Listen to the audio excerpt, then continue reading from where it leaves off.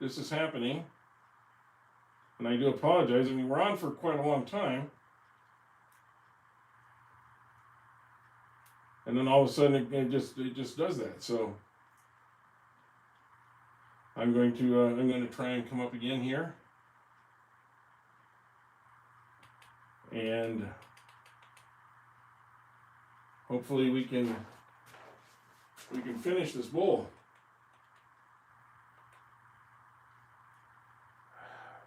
It's very frustrating, I know. I hate losing all of you guys every time I do this.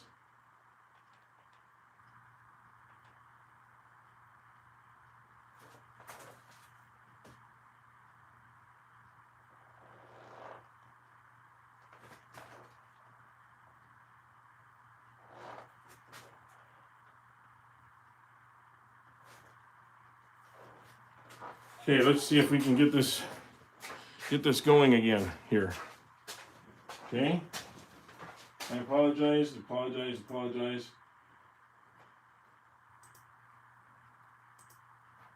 And see if we're up and running again.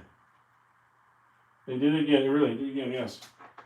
Yeah, I know. I had 400 people in here, and then it does this. It just, I don't know why, and it has nothing to, I don't know. It hasn't done it for weeks, and I've had much more people than that in. And I have a good signal. My Wi-Fi is showing like 3 bars, so it should not be a Wi-Fi problem, but I can't say that completely because the Wi-Fi signal sign you see is for your download speed, not your upload speed. So there could be something cramping the upload speed that I don't know about. But we're just going to continue, and hopefully people will catch up to us.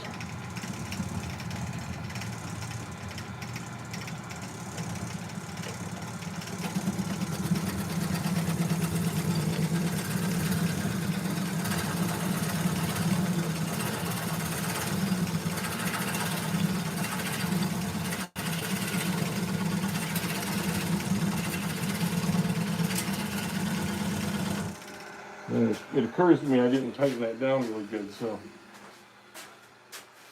let me get the chuck and tighten that down a little bit more, just to make sure.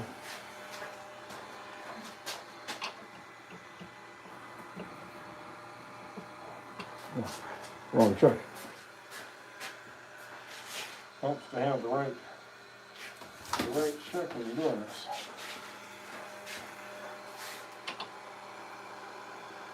Oops, not that one. There's so many different chucks. Sometimes I can't keep track of them all. But you do want to have a good chuck on there. Make sure you get a good tight fit.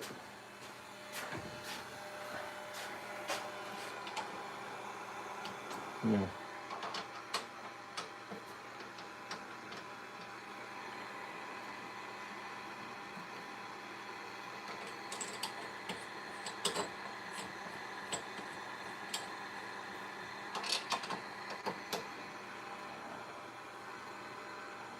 Okay, that's tight. Let's give this another try.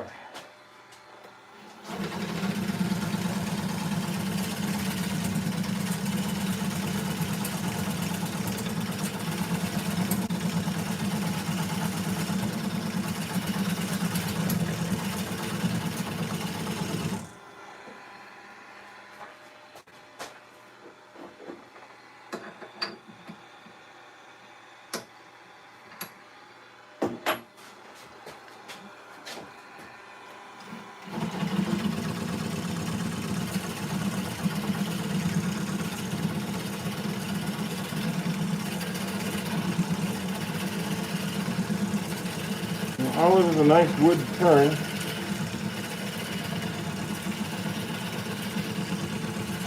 Because it's firm but not hard, if that makes sense. It's got a good tight grain. It doesn't dull out your tools right away.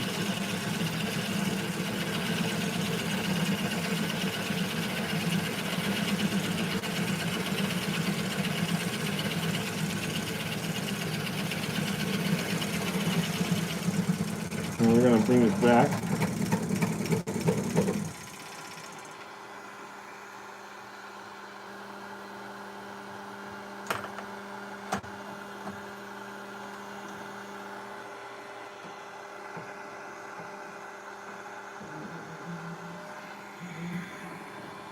Bring this out.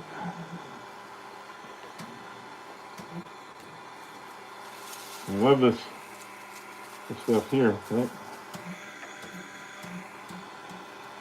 And slide that in a little bit more. And we're ready to go further in.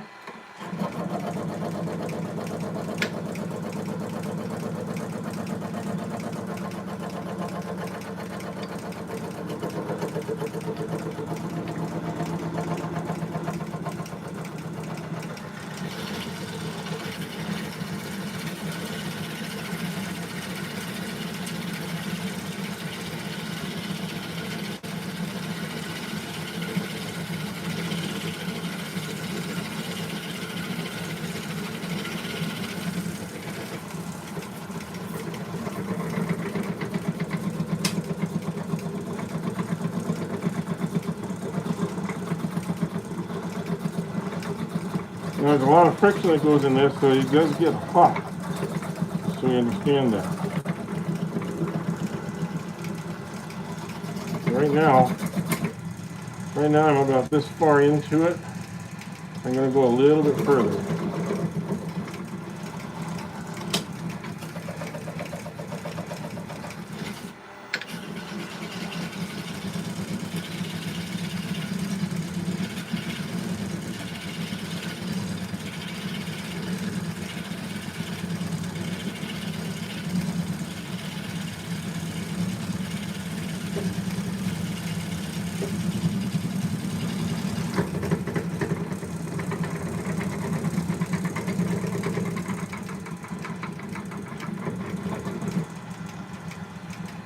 Okay. So if I measure this, I'm at just about 4¼ inches. And 4¼ inches is right about there. So we are at depth. We do not want to go any further, that's for sure. You can always work that out later. So I'm going to turn this off for now. I'm going to pop this out. Again.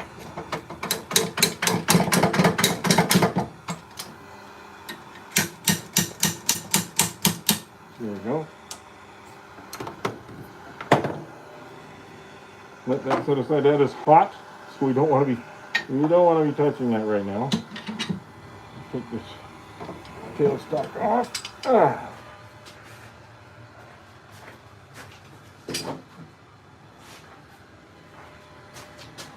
Okay. I'm going to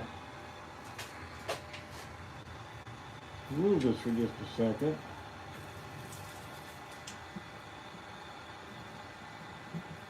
And move it back here. I want to see what's going on with this.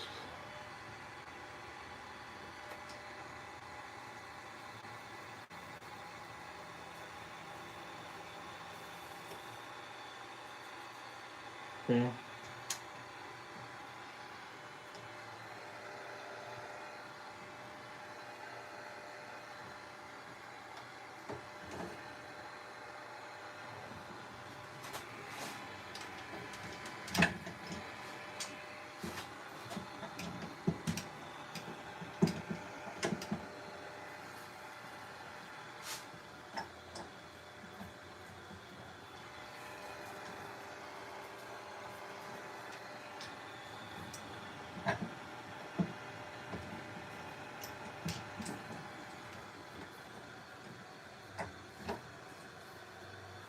Want this to stay in place as we go.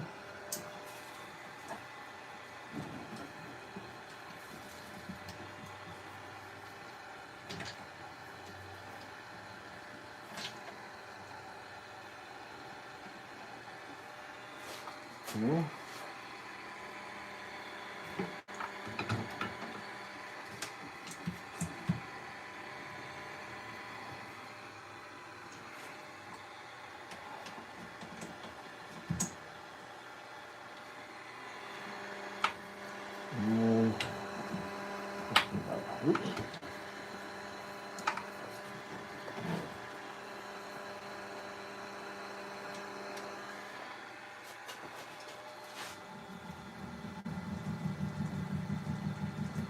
Okay.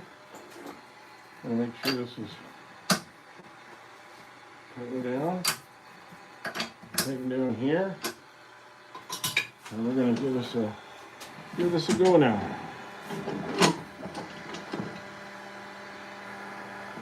These steady rests are really nice for keeping, especially extended things, from getting too out of control.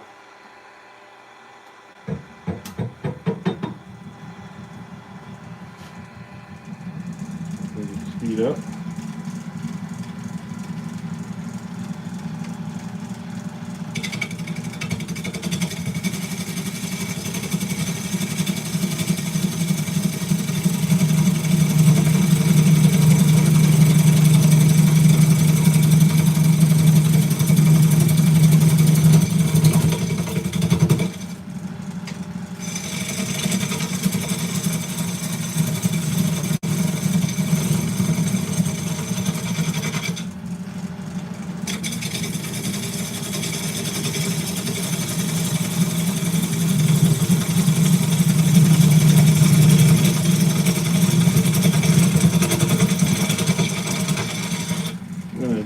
I'm going to move this light so you can see what I'm doing better. There you go.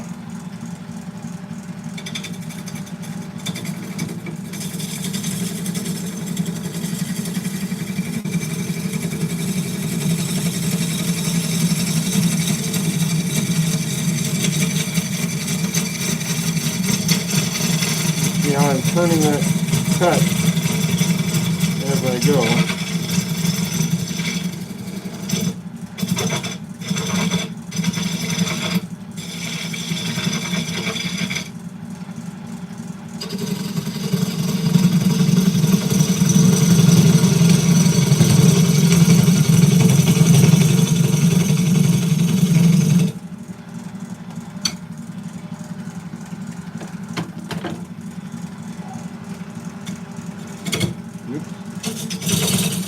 Whoops. Oh, didn't want that. Didn't want that.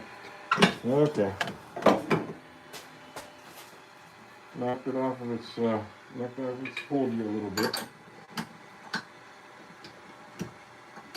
Okay.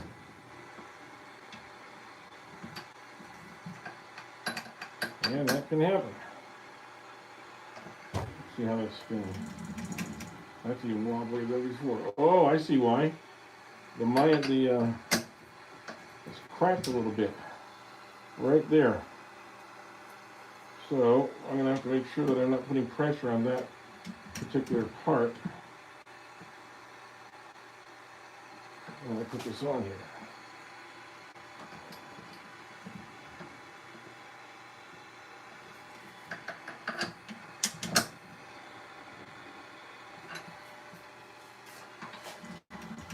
Well, that's still a little rumbly.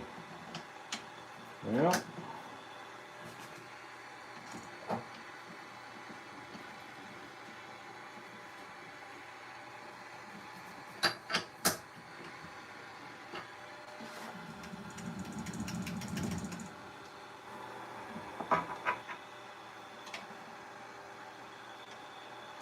it doesn't have to be on there hard. It doesn't have to be spinning, so let me do this.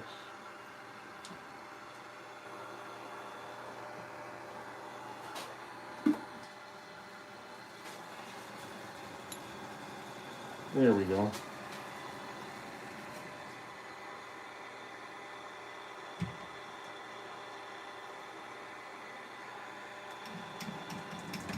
Yeah, see that's what I don't want. I think that makes it travel a little bit more. I'm just going to put this on here, just off the surface of it.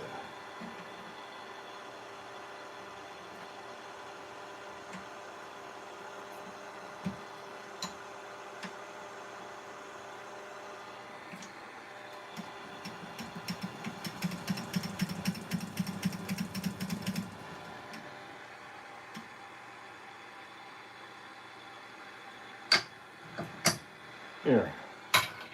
See how that works now. I know it's a little bit off from what it was a minute ago, so I can see it in the hole here.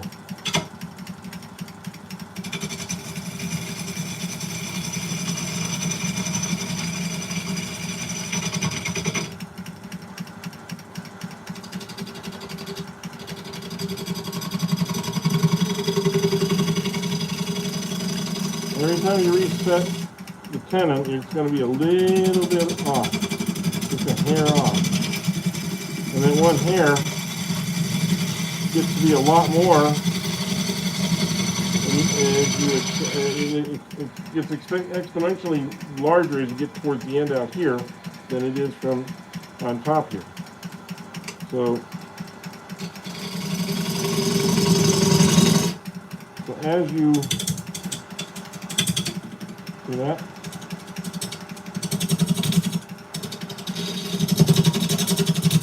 as you do that,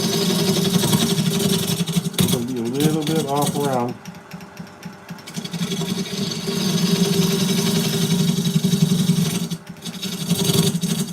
Until you re-round it again.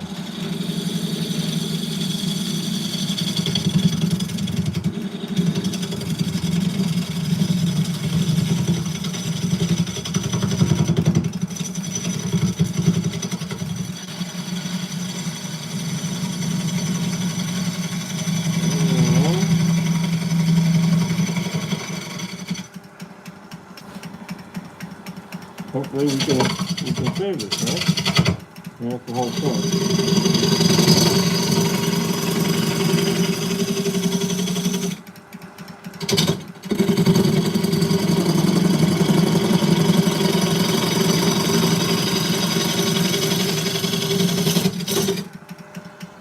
Alright.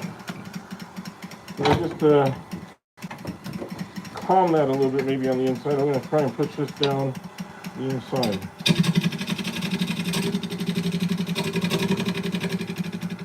Very lightly. Take a little bit of that pitchiness out of there.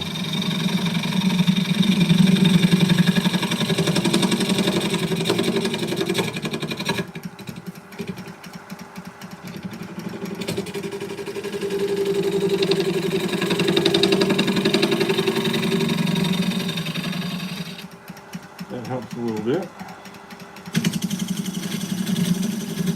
This helps a little bit. And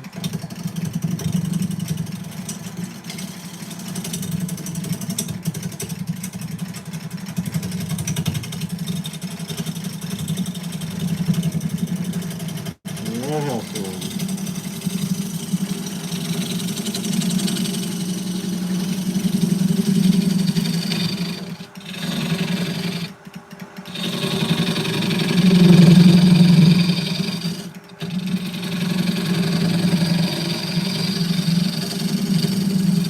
Yeah. Now I think it's got a little bit more roundness to it.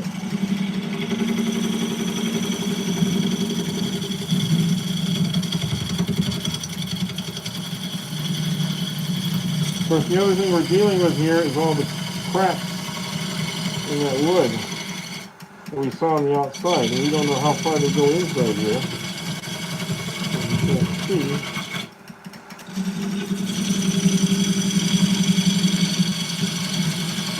Down to the bottom. We're just going to have to figure out what's happening.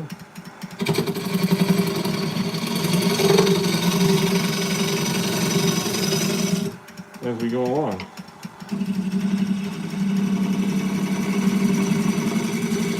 And try and keep these walls as straight as we can. Going down.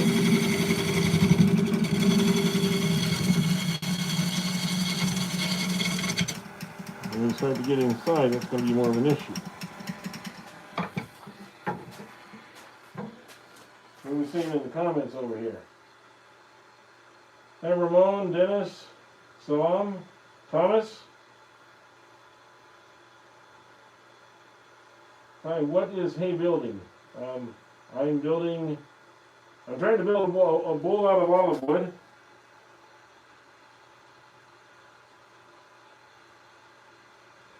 Yeah, I know. I wish I could clamp the support down better, but I don't want to pinch this at the same time.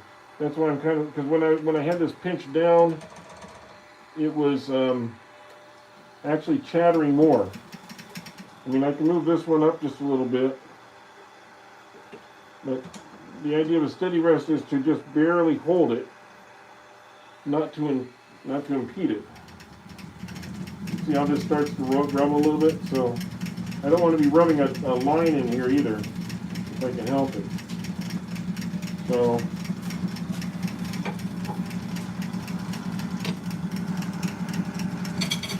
I am going to eventually have to, let's see, change my rest a little bit too.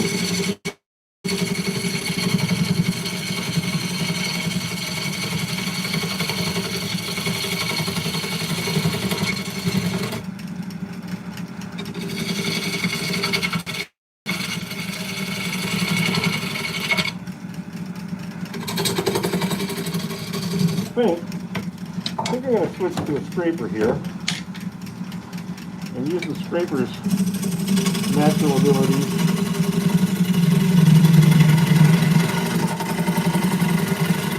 that the gouge doesn't have, and maybe move this along a little quicker. You can also use a carbide blade, carbide tipped gouge, I should say.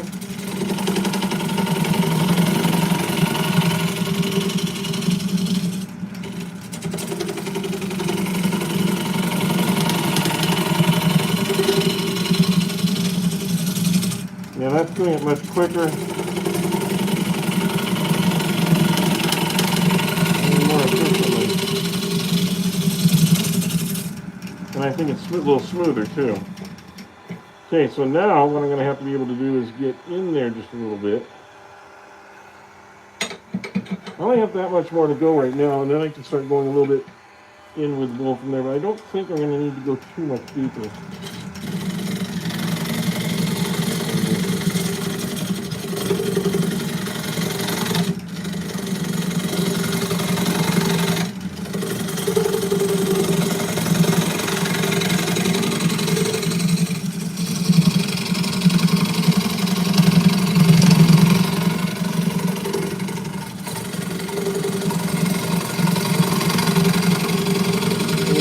Please hit that like button or subscribe. We started the day off wanting to get to 222 subscribers to get to 3,000. And if we do get to 3,000, I will try and contact those subscribers that I can. Maybe have a little drawing or something for the pool.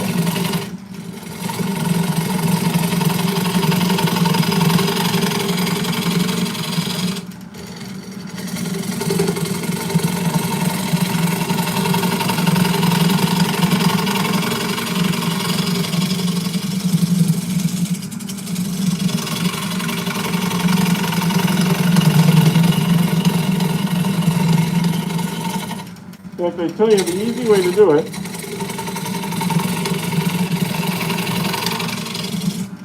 On my channel, I have a Gmail account listed, and if you want to write to my Gmail account, and in the Gmail account, put your name, your real name, or and a mailing address that I can send it to, and I will make a drawing. If I get to 3,000 today, I'll make a drawing, and I will mail this to you at my expense. How's that for a deal, guys? But you have to be a subscribing member. So make sure you subscribe.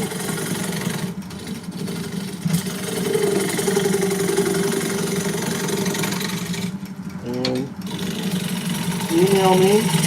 In fact, you don't even have to put your address in now. Just email me. I will make the pick, and then I will contact you by the same email address, and you can tell me where to send the bowl. How's that? So that makes it a lot easier. So just email me and say, hey, please put my name in your drawing. And I'm a subscribed member.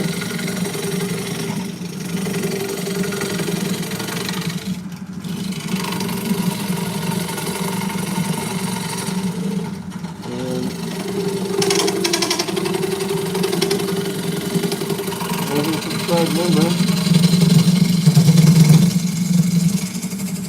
you'll be in the drawing, and then I will just hold a random drawing and I'll pick a name out. Okay? That seem fair enough?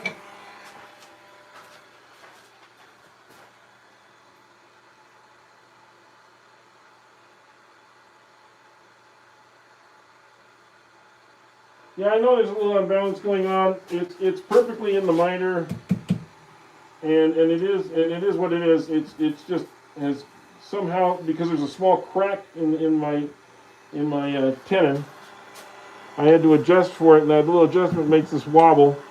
So you can't clamp this down hard, because if you do, it's going to be hitting one wheel real hard and the other wheel's not as hard. It's a little bit off balance. So I had to loosen that just a little bit. So I appreciate your comments. You're absolutely right. Normally I have everything buttoned right down, but in this particular case I could not do that.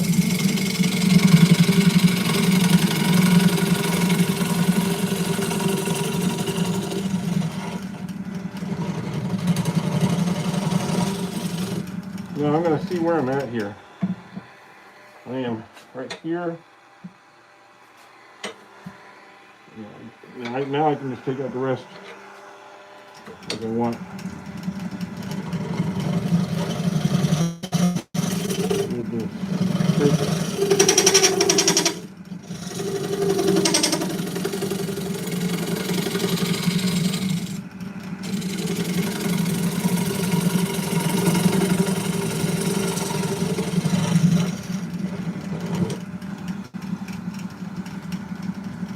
Get that light a little lower so I can see in there.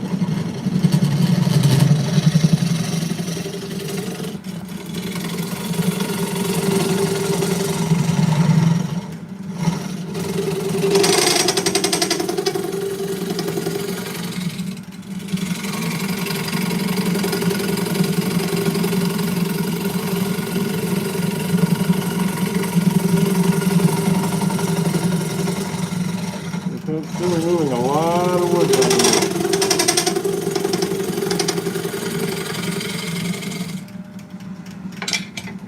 I have to go to the big boy. Let's try the big boy in there.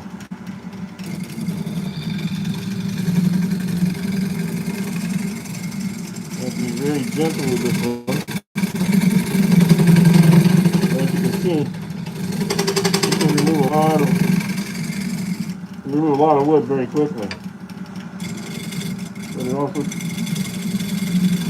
be a little too strong.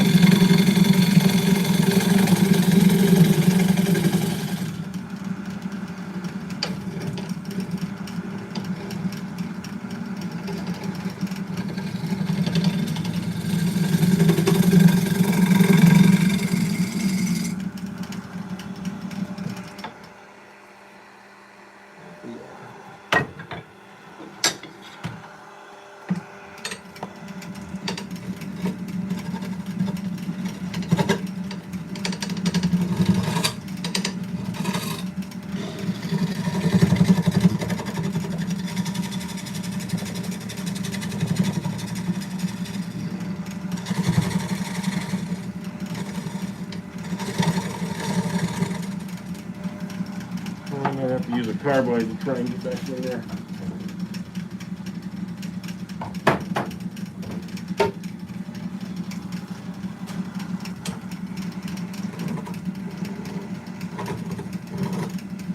What I don't want to do is get caught.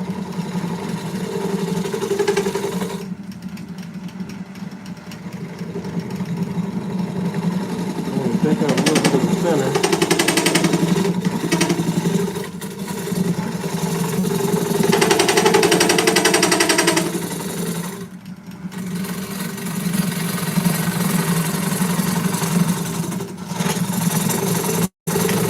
Carbide's a little more aggressive.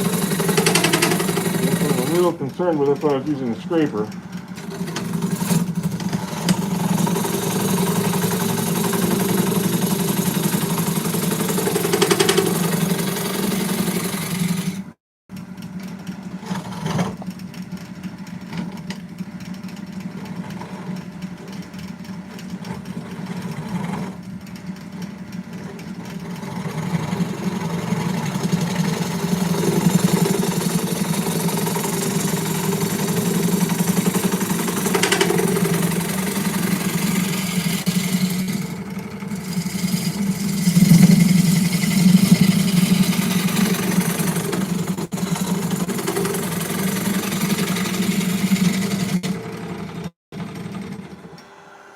Okay. The steady itself is nice and is in there, nice and hard. That's not the problem. Okay, now I want to see.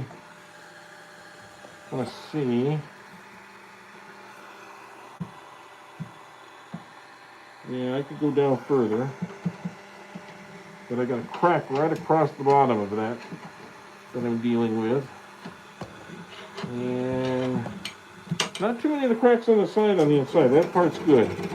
That's good to hear. But it's not easy getting in that bottom to that crack.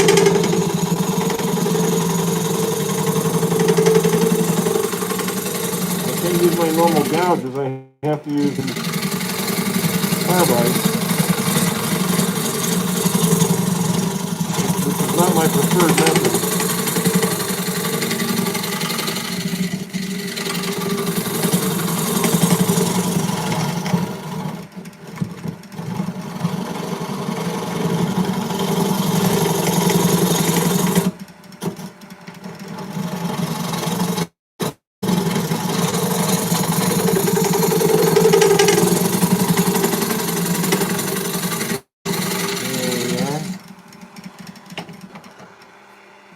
So it's coming along. Okay, I'm going to use the scraper again down here.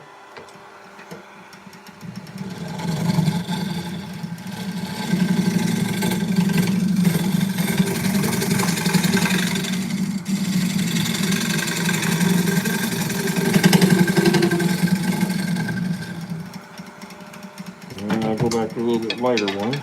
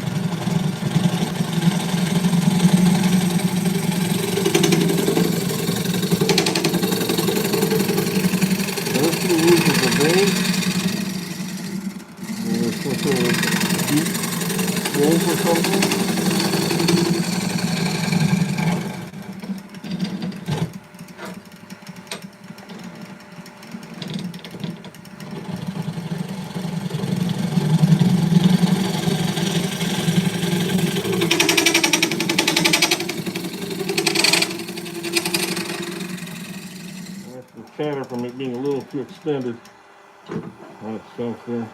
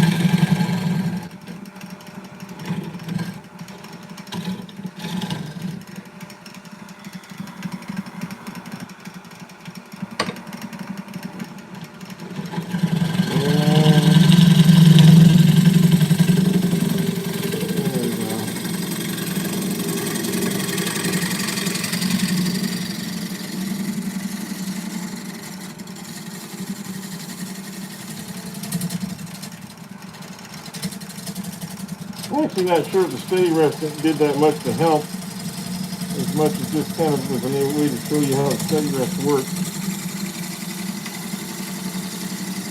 But that is the whole point of doing these videos or these lines, is to show you different techniques and different ways of approaching a problem. If it was just a simple bowl with no problems involved, neither of us would learn much, right? But when things happen, because they actually do, that's when we learn something. You learn how to deal with it. So that's a pretty nice deep bowl. I think I'm not going to press it too much further than that. Maybe just a couple more. You know, I think I can use a different. Rest in here and get a little bit in there more. Let me try it. Okay.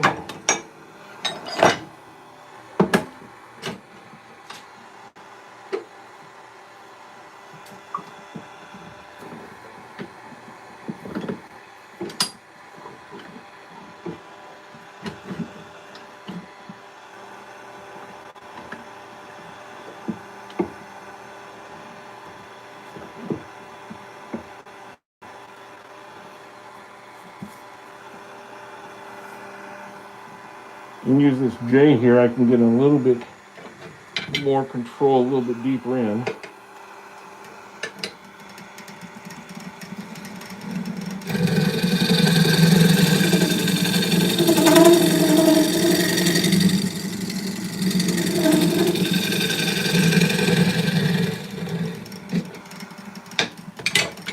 Problem is I can't really lower it any.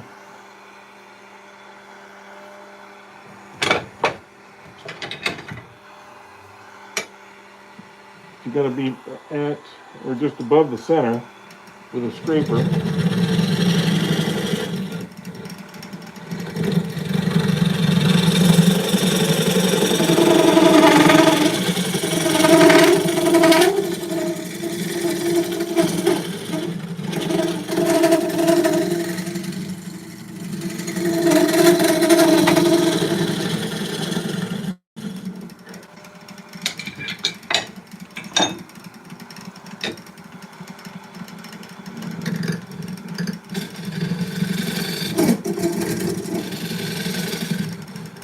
Yeah, that's too big.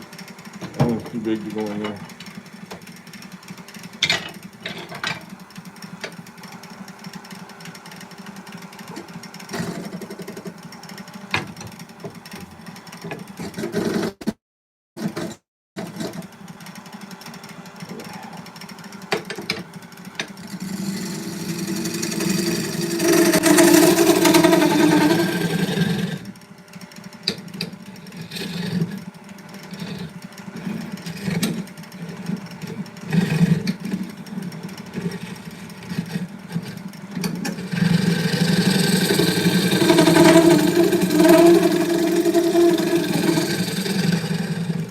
Yeah, I don't think I'm going to be able to make much of a difference there.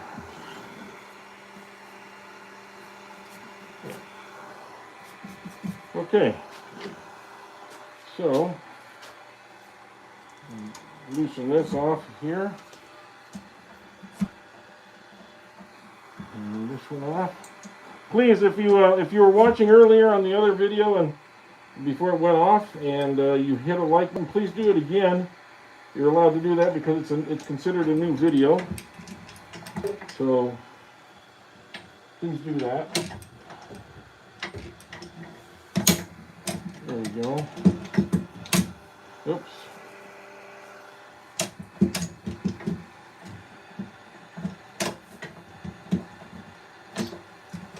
There we go. Hang this up for next time. Did its part. Thank you to the tool company that sent that to me. Yeah, you can see a few cracks in there, but we'll get in there and sand that down just a little bit. I think we'll be fine. So we made do with what we had here.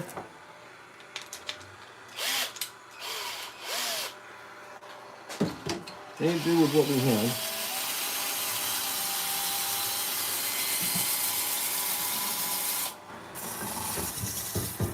See if I can put the fan there, suck up some of this dust.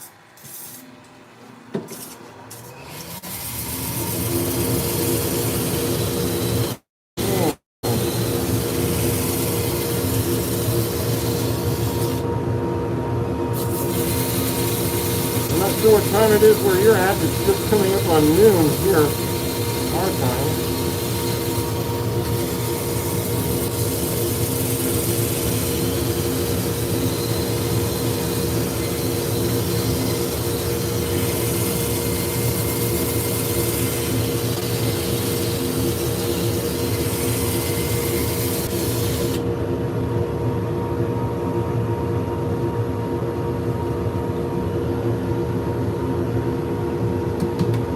It looks pretty good.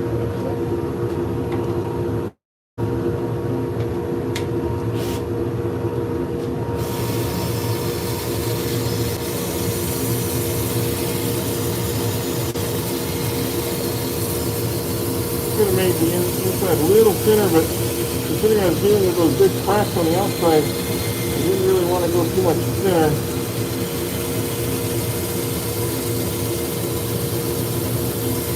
Instead of then dealing with the crack all the way through the wood.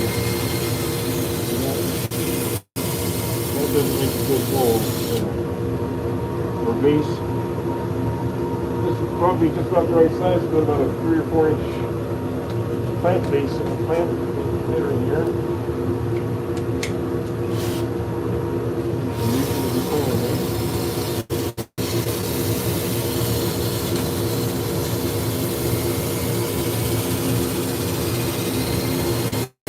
The thing about olive wood is it's so decorative. People will buy it just for the looks of it and then figure out what they're going to do with it when they get home. You don't have to beforehand.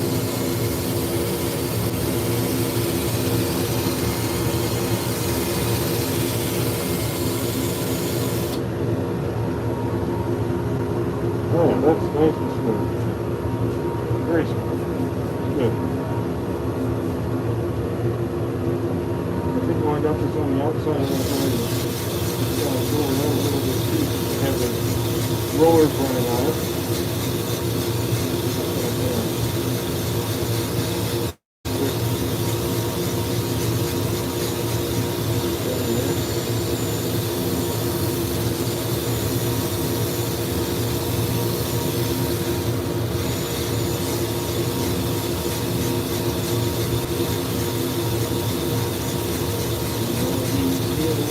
For it.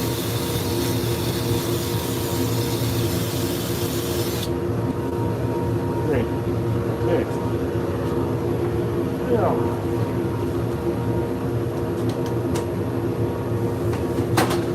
take the helmet off.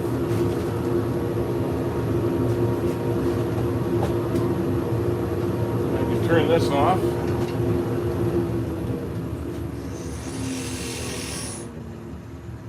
Hello. Hey.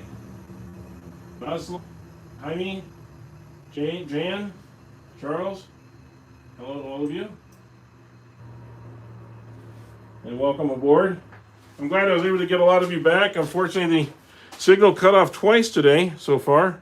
Hopefully it doesn't do it again, so we can complete this one and maybe do a little bit more. But if you were on one of the other ones and you hit the like button, you're still welcome to hit the like button on this video too, because it counts them as separate videos. It doesn't accumulate them, so feel free to hit the like button, and if you subscribe, that's great. As I said, if we can get to 3,000 subs today, and we were 228 away when I started this video, or these videos today. If we can get to 3,000, what I'd like you to do, if you want this bowl here, is go to my description page or my webpage, and you'll see what my email address is, and feel free to email me with your legitimate email address, and you have to be a subscriber, and I will pick amongst you, and the winner I will notify, and I will say, hey, give me your address. So if I say, hey, give me your address, or give me your address, it's legit. I'm asking for it so that I can mail this off to you. And give me a few days and I'll get it in the mail to you, and I will send another email saying that, hey, it's been sent, so you'll know to keep an eye out for it. I'm not sure what it'll cost me to get that. I know it's not cheap sending stuff nowadays, but I figured that's the least I can do for thanking you all for helping me get to 3,000. And everybody's got an equal chance here. So if 50 people put their name in, then it's going to be 1 in 50. If 500 people put their name in, it's 1 in 500. So it's all up to you who contacts me on my email and says, yes, I want to be picked. But again, you have to be a subscriber. You can't just be looking in. What do you think so far? This is a little bit wet right now.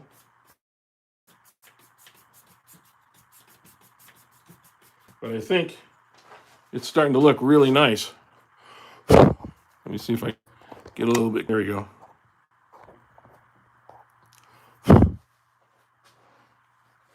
Okay, so let me know what you think.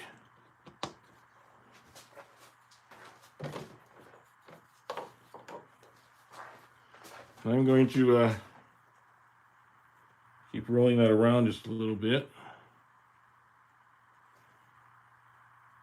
In fact, what I might do here, I wish I had a really slow speed, but that's my slowest speed, unfortunately. Right? Well, I could change the belt and get a slower speed, but I don't want to have to do that. So I'm just going to have to do this by hand for a couple minutes, so that gets a chance to kind of equally do this. So, hey Juan Serrano. Depleted attention. Okay. Hi, depleted attention. I see you've been on here several times.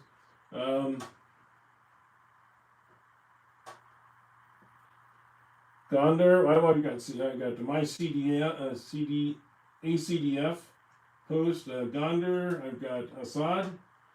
I've got depleted attention quite a few times apparently. Ferreira. I've got Don Mills, thank you, Antonio, and Juan, and Johan. So where are you calling from? Kind of fun to know, what a reach is and who's watching and even why you're watching would be a nice thing too. Like, are you a turner yourself? Do you turn pieces? Let me know. I'd appreciate knowing that. I'm going to do a little quick vacuuming up here, just to clean the area here. I try to do that as much as I can so my wife doesn't get on me. And if you have a wife that shares a shop, you'll know exactly what I mean. We really need that on, I guess. I'll turn that one off. That's myself what to do.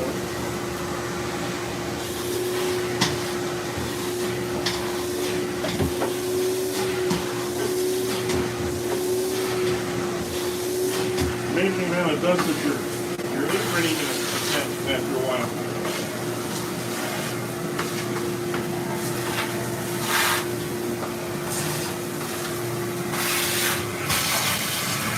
And I know a lot of you are new on here. So this vacuum system that I have, it is basically a standard shop vac that you can buy at any good hardware store for about $100. And what I did is I put it into a box and I created baffles in the back that cut down the sound waves. So it's about 60 decibels as opposed to 90 to 95 decibels. Which is just short of an airplane engine.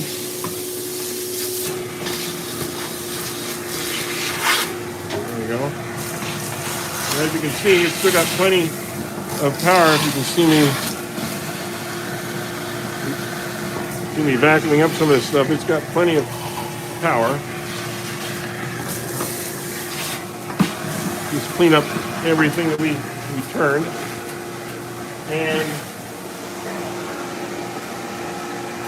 yeah, I'm still able to talk over it because it breaks up the sound like that without impeding the speed of the air going through. And it's done with a series of baffles. And I did a video, it's on my channel here. I've done a video that shows explains how I did that. If you're interested, it's a pretty simple build you can do in 3 or 4 hours. Anyway, and with very simple tools. Doesn't take anything that dramatic, but I spent a lot of time researching and looking what other guys did with their tools with their vacuums to make them portable and so forth. And this is what I came up with.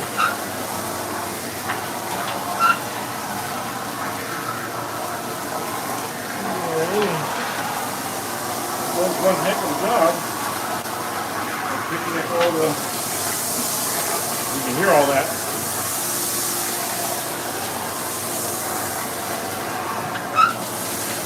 It's all four pretty well. And I thought I was done doing this, should be able to wipe down the finish on that bowl, and when you're done with that bowl, you can move on to other projects.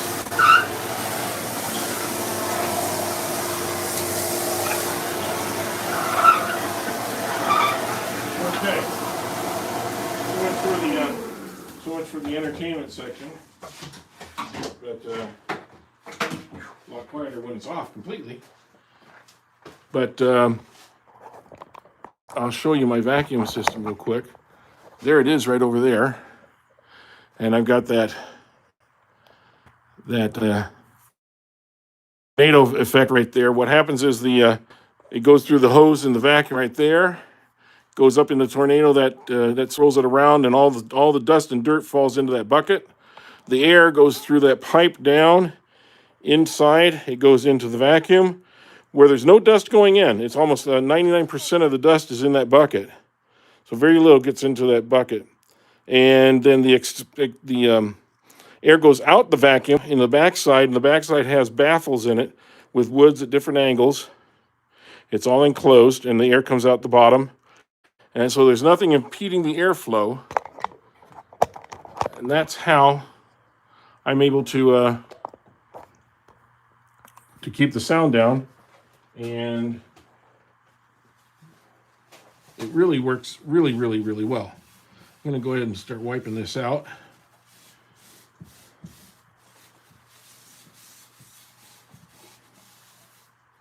Take a little bit off there.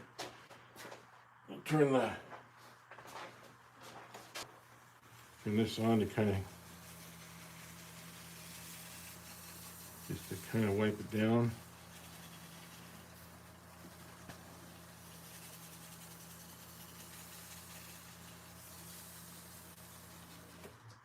Okay, and there is our olive bowl. This was going to be firewood, by the way, just to tell you the background on this. My neighbor told me he was fixing the landscape in his backyard, and he took down his olive tree, which he was going to use in his fireplace this winter. And I said, no, please give me some of that wood so I could turn this into some bowls. So I turned this one, and the other day we turned, get it right here, this one here from that same branch. You can see the colorings and the movement in the wood is really something. So we turn this one. I'll go back and maybe fix that bottom a little bit and get rid of that chip if I can. But most importantly, there we go. We've finished another bowl, and we'll be able to put that out for drying purposes. Okay. So I hope you like that one. And I see we're getting near 100 likes. I would like to get it to 100. Can we get that to 100? That would really be great. Okay, next up, I think we're going to do this cork oak right here. But you got to give me just a few seconds. I got a message that there's something at my front door, and I need to go get it before somebody steals it. So give me just like 45 seconds, and I will be right back.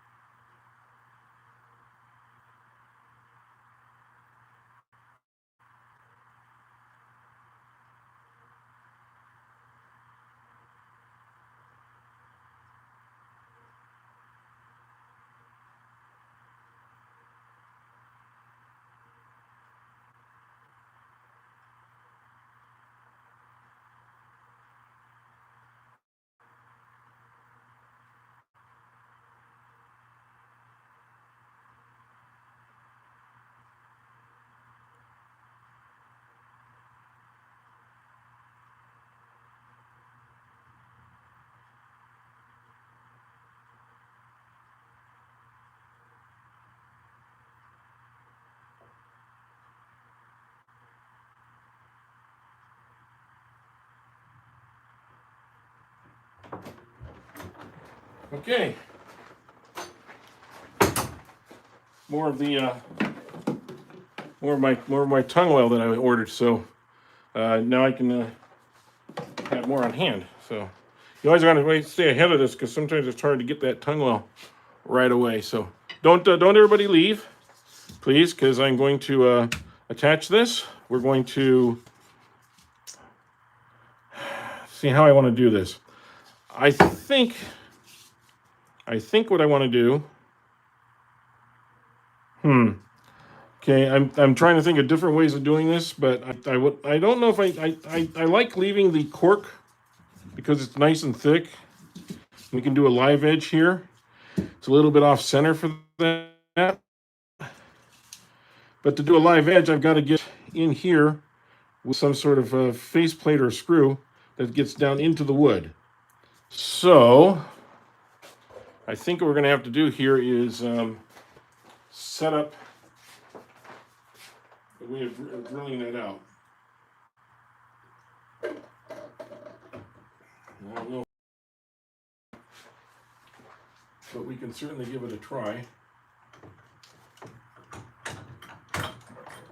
If not, I'll have to do it on my.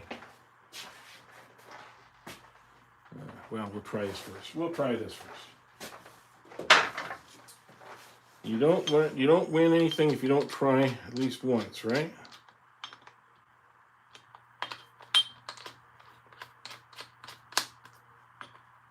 Not that won't even fit. Well, can't use that.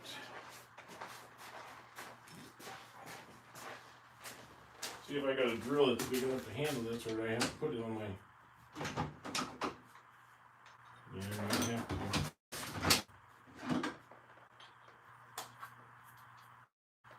We will try. We will try.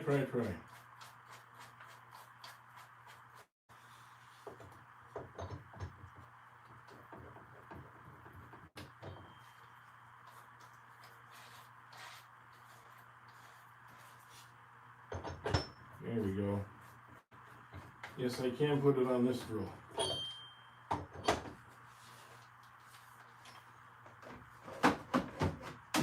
Whether I can drill it in is another factor, but we'll see what we can do. Okay. So what I'm going to attempt to do is find the center of this, which is about here. And I don't think I can do. I don't think I can do that. Yeah, I'm not going to be able to do it that way. This is too much. This is too much of a height on it. So, Plan B is to do it on my standing drill here. I can get it on there. So you'll have to bear with me while I do this.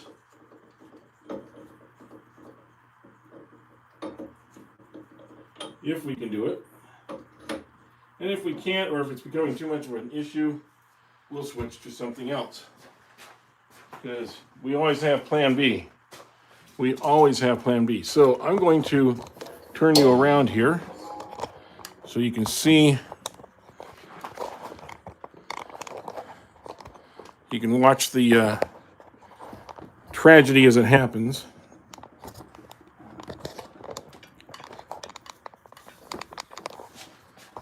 If I can get this to loosen up a little bit.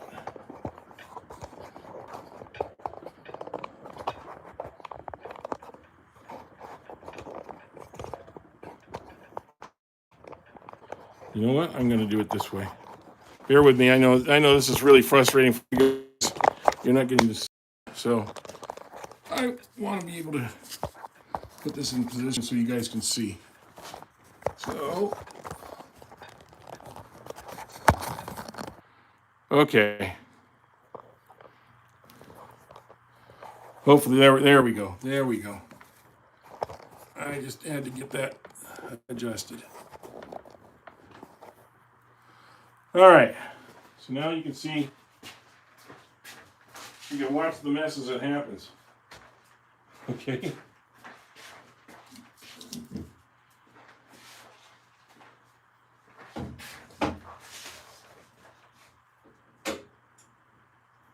And this may be a problem. We'll see.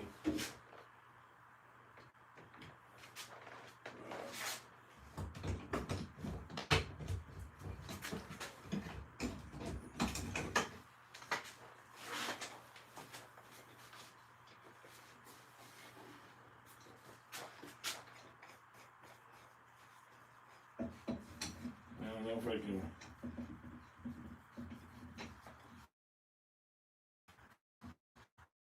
This wide enough to this one. Let's see.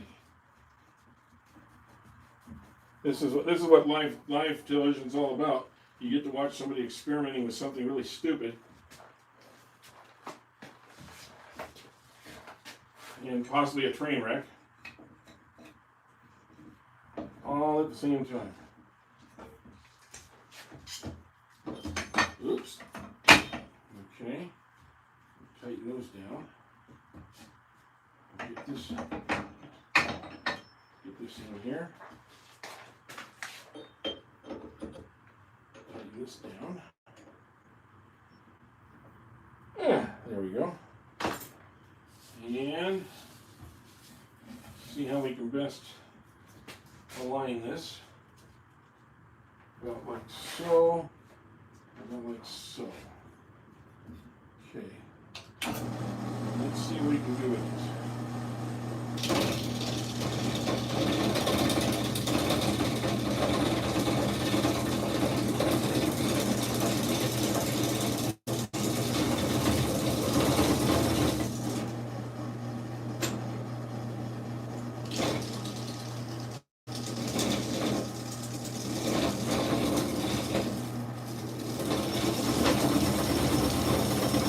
Get a good flat spot. It's down in the wood.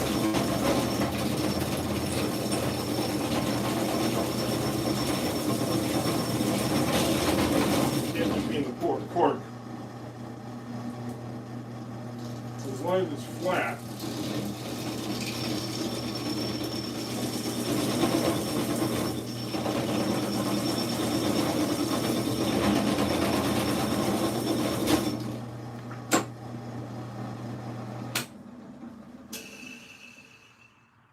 That should work. We'll see. Whew. Nice mess. Okay. Now, I'll bring you all back over here. And I'm going to release you from this one and back over to this one.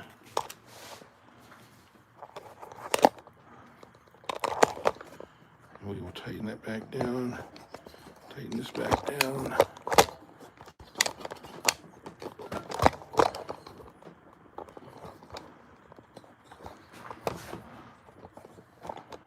And there we are again.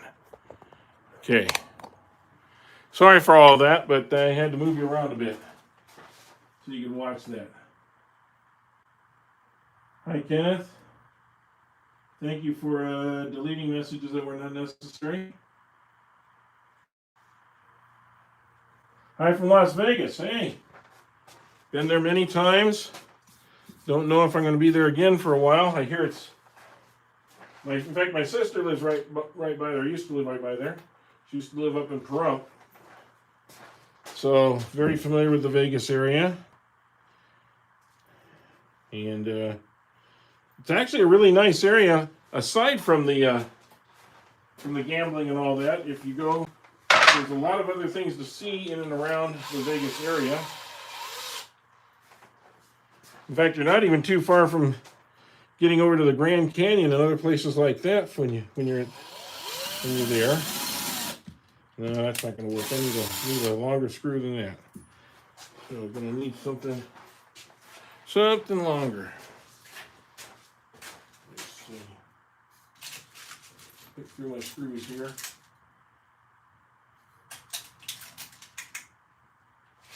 See what I can do with these.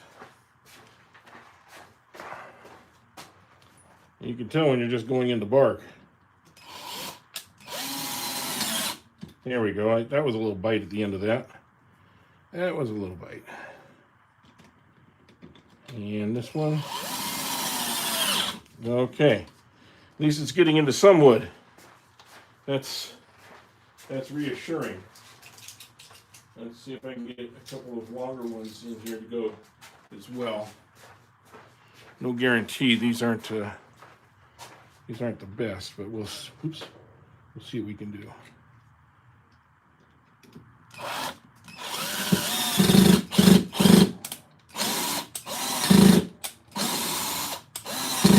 No, that's not going to go in. That's not a. That doesn't work good sometimes. Sometimes they just don't have the ability to go in on their own. That one can. So that's good.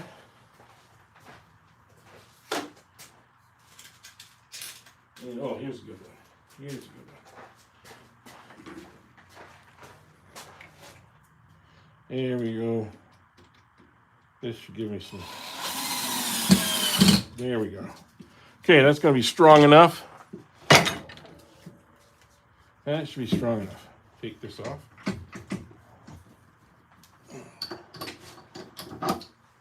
Take the duck off. Put this faceplate on. There. Yeah, we did this on the fly. I'm going to go back to my old tool rest for now.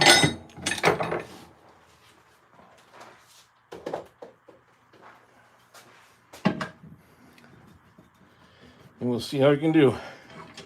Still looking for those extra likes and people to say that they want to subscribe.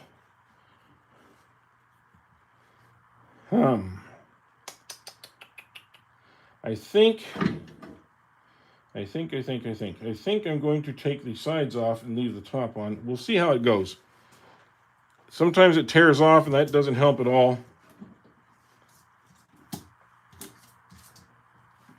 We'll just have to go with the flow and see what happens. Here we are. Okay. So let me get my helmet on and we'll give this a quick try, okay?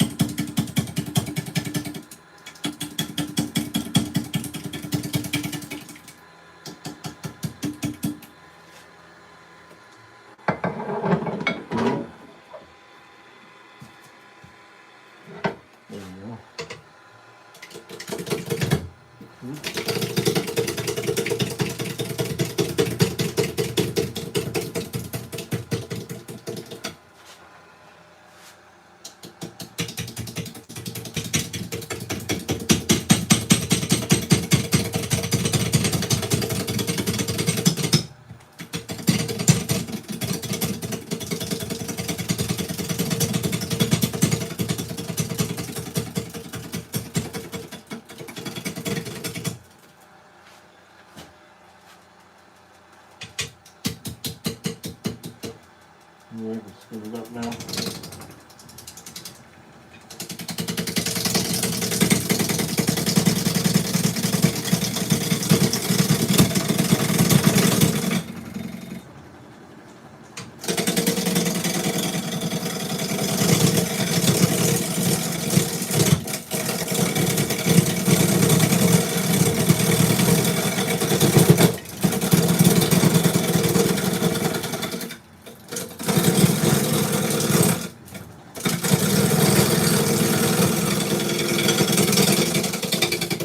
It's a little bit of an oops there.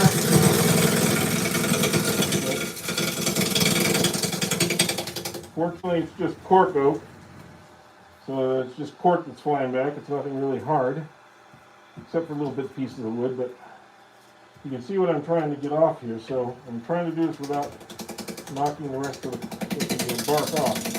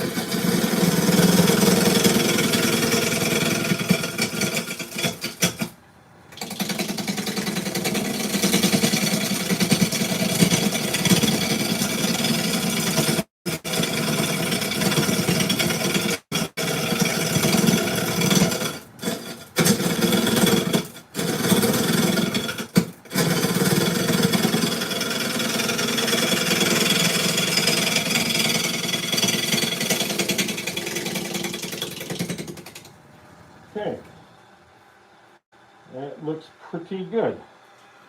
We've got round. We've reached round, and that's the important thing. So let me kind of work with this round for just a minute. Clean it up a little bit.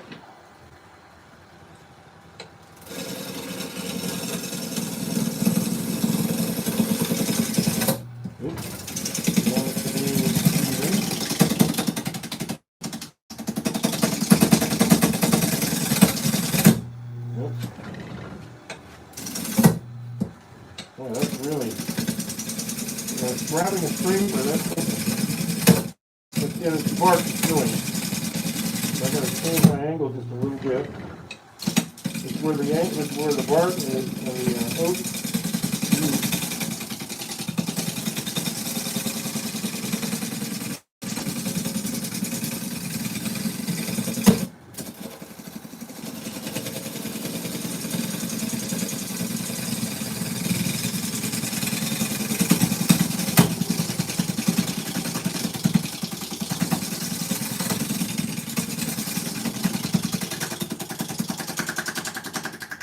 Perfect.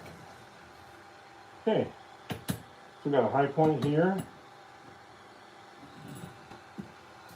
A little sharp with the tear out stuff, but that's okay. That'll get sanded down. Good. Now let's work on the back side.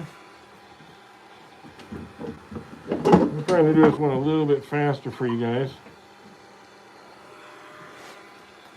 On the other hand, I know some people are just getting home from work, and some people are on their way to work. So it's a real cross section that we have right now.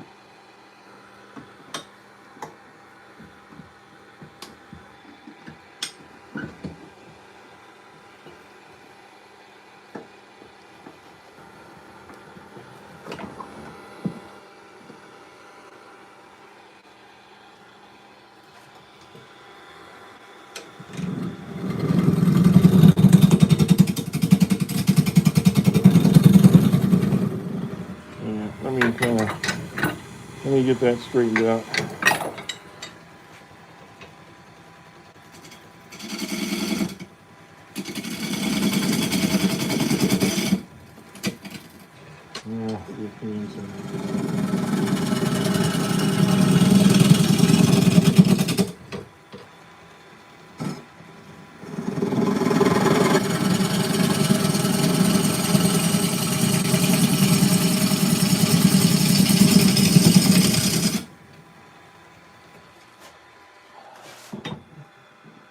Just real quick here. Get that straightened out and we'll be okay to go.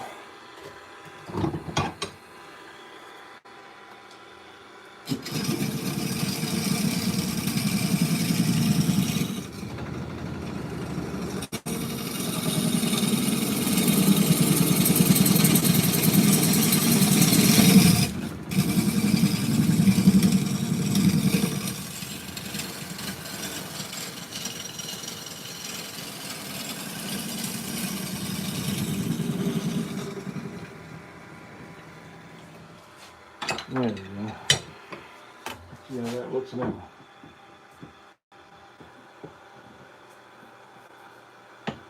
There's a little bit of tiny bit of flattening out still. Now this is pretty green cork oak. I've got some in my wood layer, so to speak, that has been sitting there for a year and is dried out and cracked in some places where it shouldn't have. Cork oak tends to hold a lot of moisture.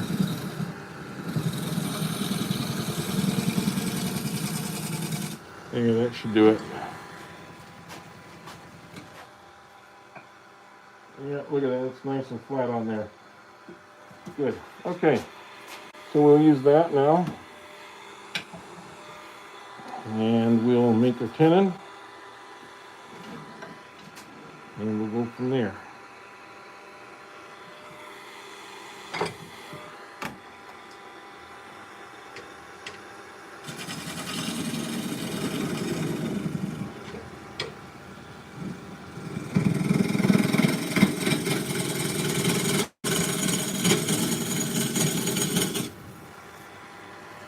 Yeah, it's a little bit thicker than I like it, but in this case, that may be an asset because of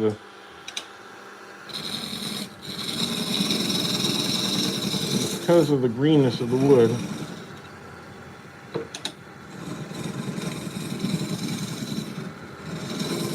I don't usually make my miters this deep.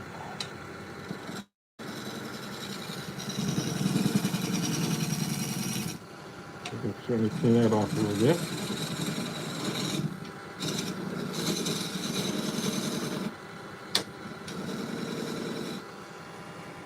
Okay, that should be just fine. Oh yeah, more than plenty of room there. Okay, and maybe we'll decorate this up just a little bit on the bottom.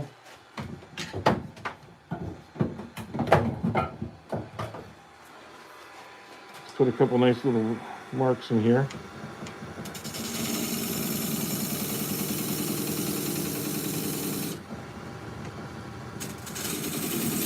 Ooh, that's not good. Well, in that case, we're going to have to fix that. Okay.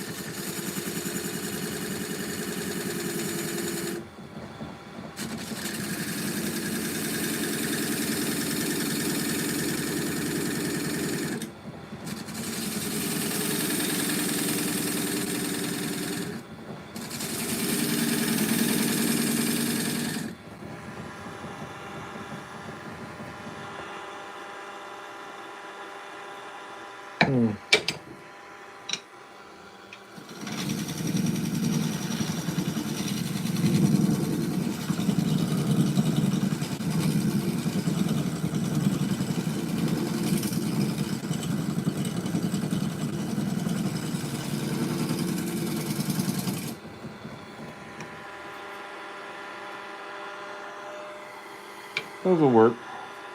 We'll just get them a little bit deeper.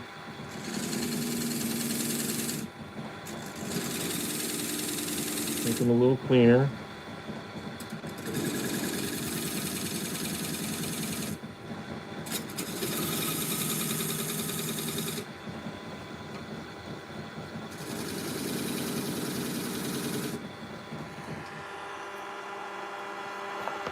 And those will sand out. They'll be okay. And besides, it's just a little fixture on the bottom. Just to kind of give it a little something extra. Okay. So, but you can see how green the wood is that it tears out that easily. And that does become an issue. So you want to be careful of that when you're doing it.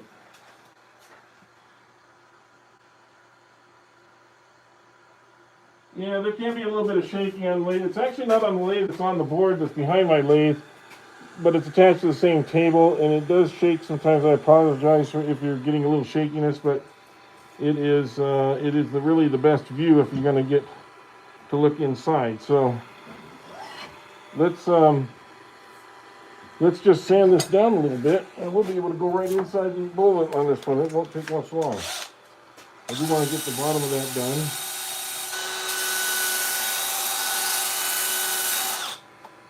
So we'll spin this.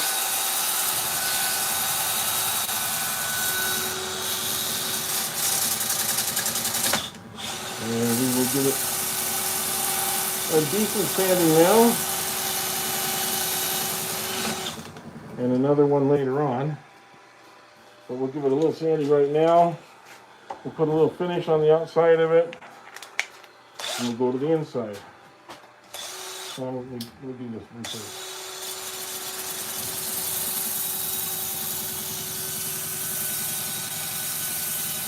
little reversed on there. That kind of helps too.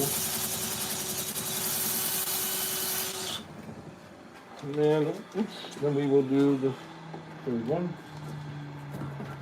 Because it's green and because it is this type of oak, it does not require a lot of sanding.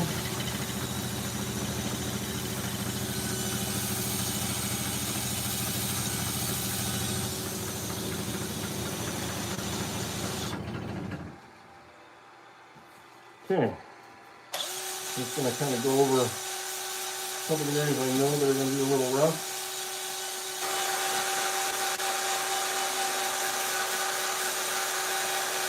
And the idea being that we try to hold on to this bark as we turn it.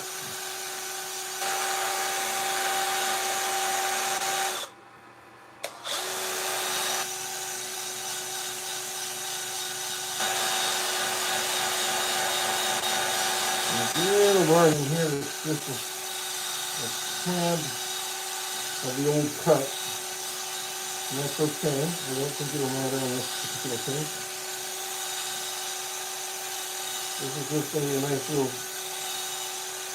soft, short bowl anyway. So I think this will just add to the character of it.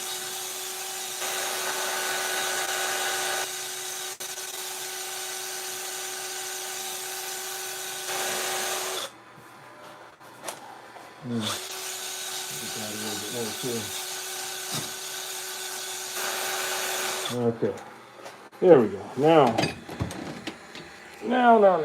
we put on some finish, or just a preliminary finish, tunnel,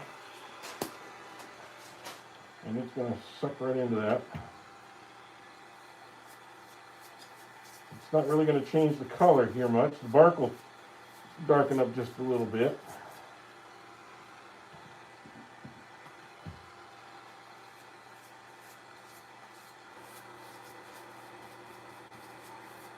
It is to kind of start to get the finish going in the wood and maybe toughen up that bark just a hair in the process. I don't know about that chip right there, that piece of another branch that's coming up right there. I don't know if that's going to hold or not, to be honest with you.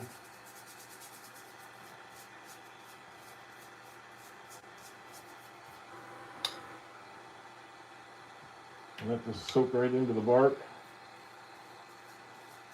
Just that fast, it's almost gone. Okay, now some on here.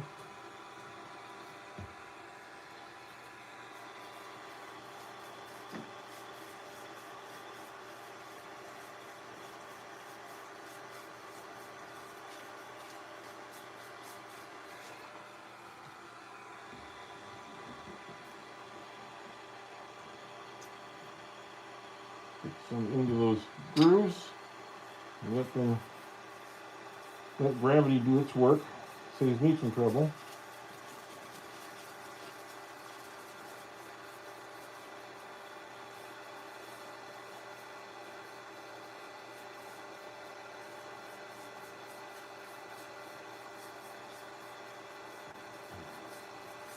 Again, this is just a preliminary coat, just to get them kind of started. And if you would, please hit that like button, or if you can, subscribe. It would really help the channel out. I know I only got a little time left on my phone, but we're going to try and get this done before the phone dies. The phone is my camera.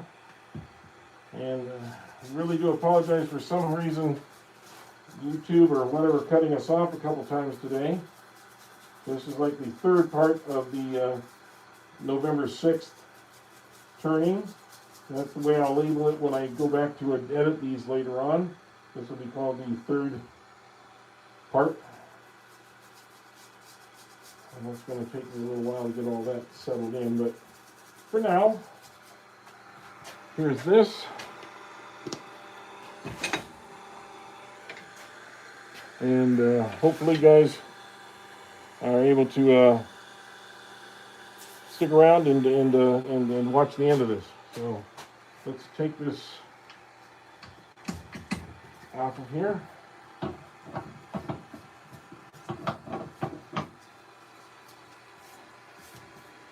Make sure I'm in a clean spot.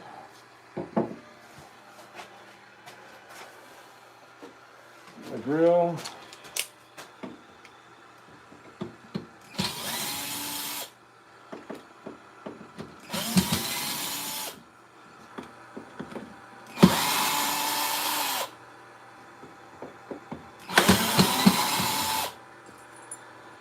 There we go. Well, it wasn't holding very much, but it was holding enough, and that's all that matters. As long as it holds, right? We'll put this on, wrap this up here.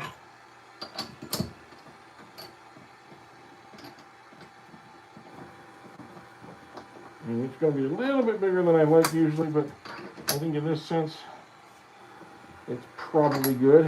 Let's see how we're doing. Not bad. I want to make sure I've got it really pushed in. Well, tighten there.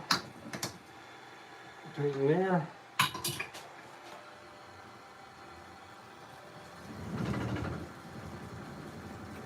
Pretty close. Okay. I've got this one piece here that's going to have to come down. I'll try and leave as much of it as I can, but in order to turn the rest of it, it's going to have to kind of come off. Let me see what I can do.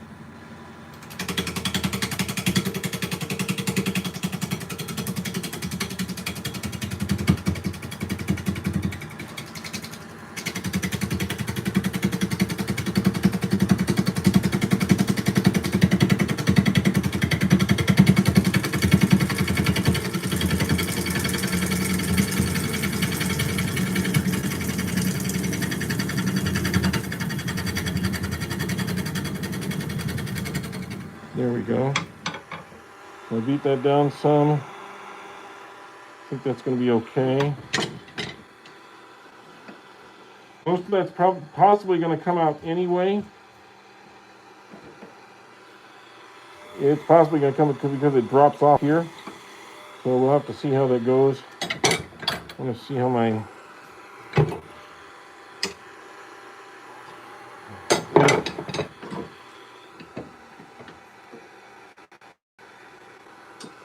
there. I think that's a little bit better. Okay.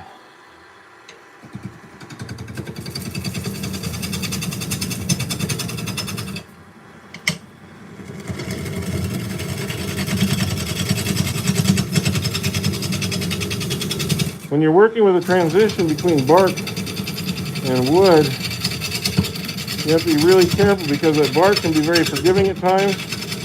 And all of a sudden you hit that wood and it just wants to stop your blade completely. Just stop your gouge.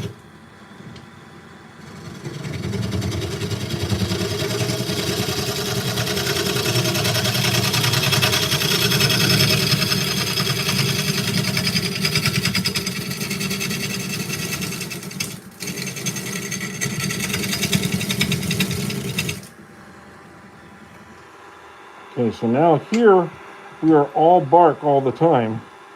We're only wood right here, so that's why I'm being a little bit careful. And maybe I'll use the carbide here just to see what we can do.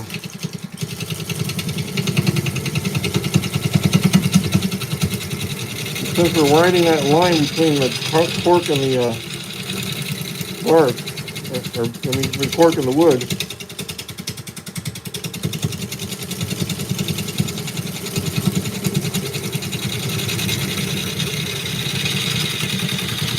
I'm still not quite sure how I want the design to go, even at this late point in the turning. I kind of have to see what the wood's going to allow me to do.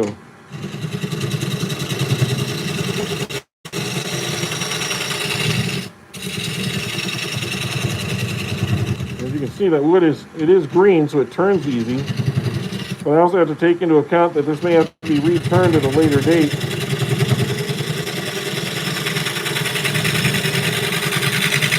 As we may get warping.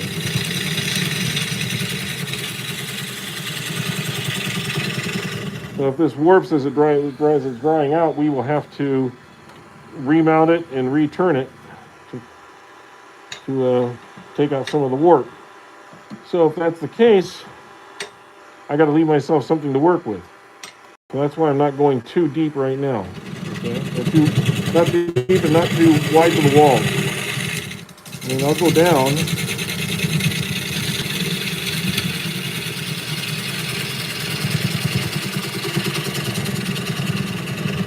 And to be fair, most of what's going to warp is the wood, not the bark.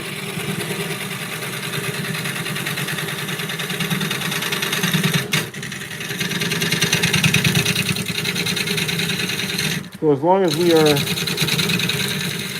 removing wood, we're removing some of the problems that might cause the warping in the first place. So the more wood I remove, the less warping, but also the less control I have over fixing whatever's left. There is a little wood right in here. As you can see, it comes out to here. So that's where most of the warping would take place anyway. So it's on the end grain. And that's usually where you have the most cracks and most other things going on with a piece of wood. It's not the side grain, it's the end grain.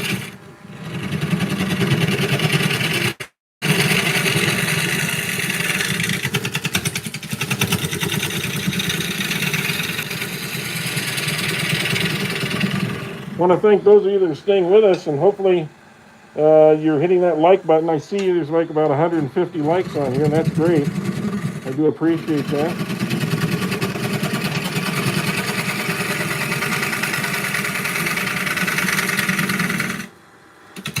And I apologize, it took us 3 lives to get to the point here today. So if you missed either of the other 2 lives, you can go back and watch them later. They will be on my reposted live videos.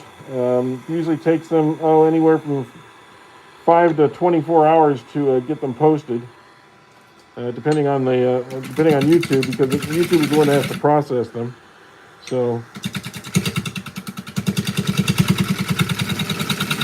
whenever YouTube gets around to processing the video, it will be available for others to watch. You can watch what we were doing with the olive bowl that we turned earlier today.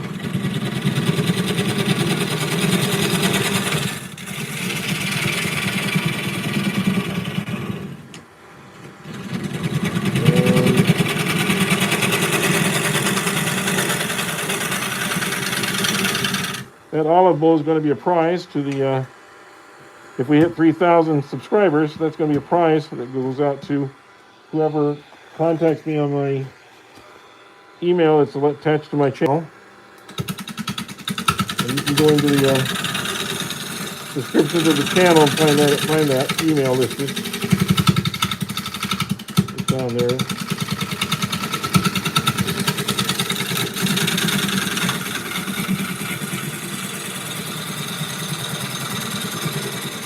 This is going to be a live edge bowl.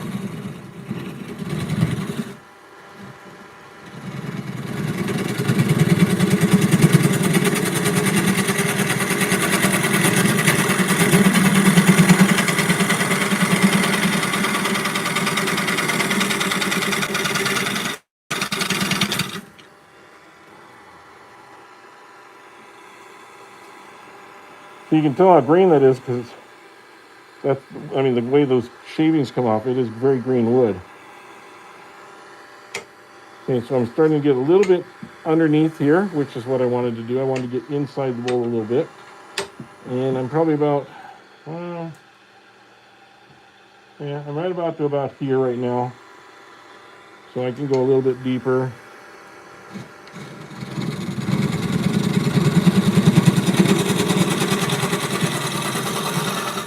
After all, I wasn't taking this to its final turning yet, because it'll warp. And I'll show you an example of the warping here in just a second.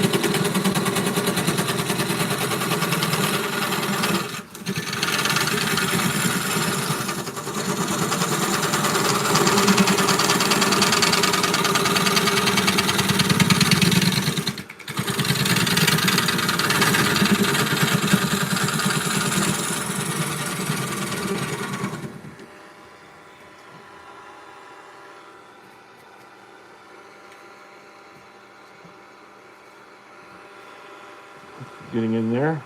See, we get the tear out in here too.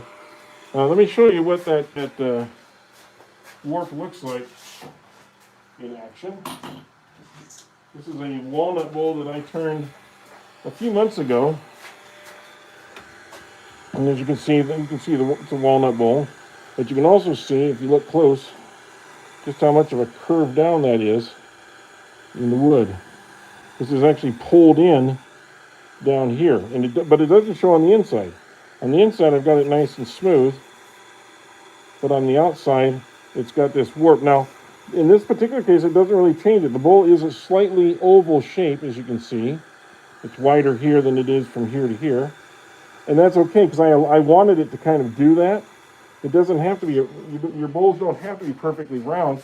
They can be oval if you plan them that way. I planned that bowl the way it came out. I didn't expect the bottom to suck in as much as it did, but again, it does not affect the bowl in any way.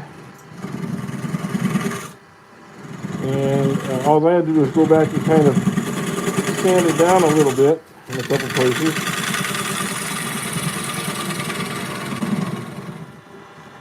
And that was enough.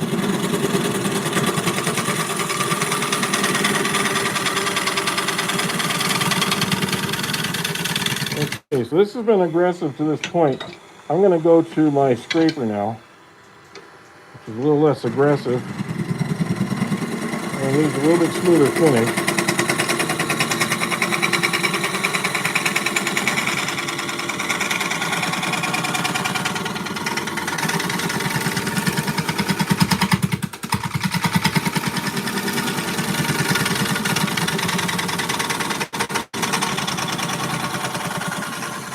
If you noticed how I did that, it almost completely pivoted just like this. I didn't really move it much. It's all pivoting.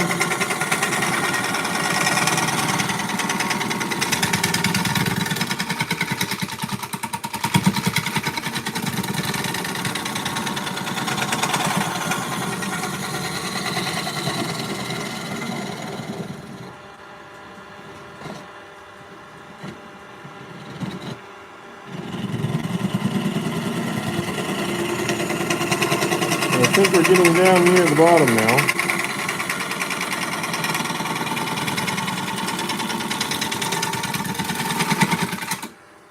Where we will probably have to stop turning this pretty soon. It's right about here. So I can go a little bit more. I don't, like I said, I don't want to go too deep. I want to have a little bit of room to take the warp out later.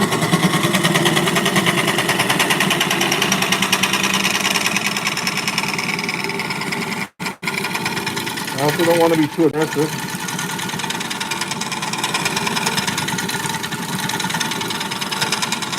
And kind of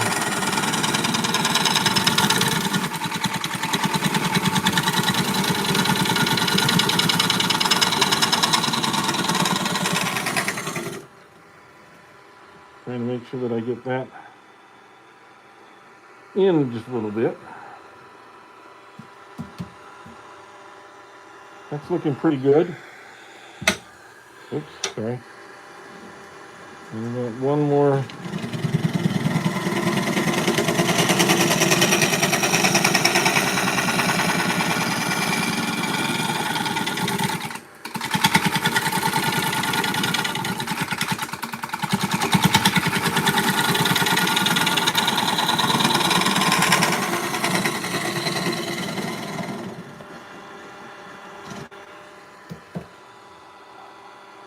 Okay, I think that is the sufficient. Well, you know what? No, I'm not going to say that. I want to come out here a little bit more.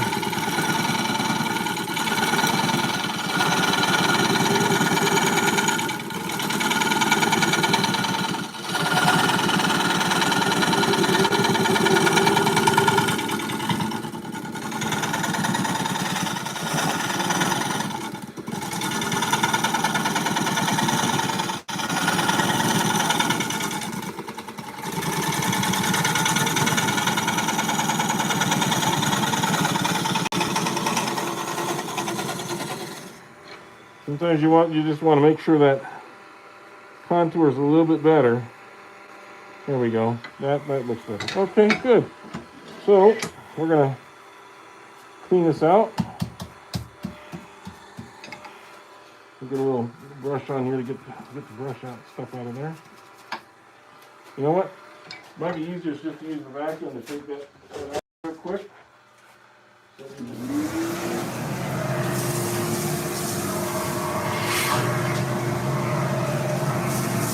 This is a pretty easy, quick turn compared to the other.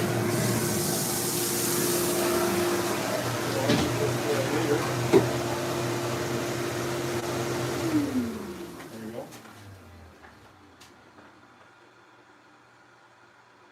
Good morning or good evening. Hey, Robert. How you doing, Robert? I didn't see you in there. Good to have you.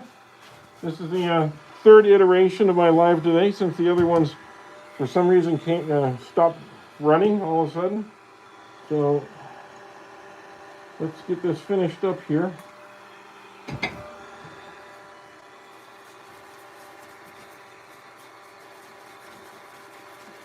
I know I'm supposed to sand it first, but I just wanted to put a little bit of finish on it to just show you guys what it's looking like. Now we'll go back and sand this, but it'll get absorbed in, so that's not the issue. That's not a problem here. I mean, I know it's green wood, but it will suck in what it needs.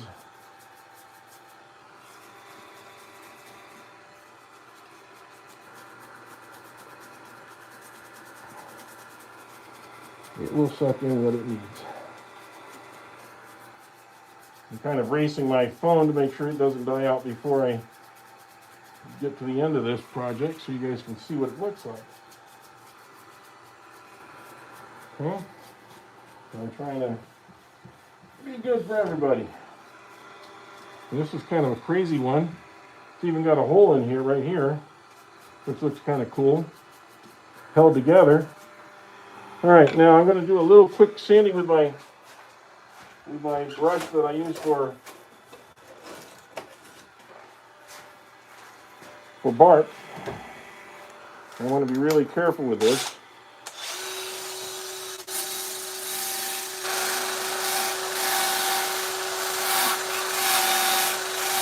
Just kind of want to just take off the little edges. See, I didn't want to break anything off like that. If I could help it.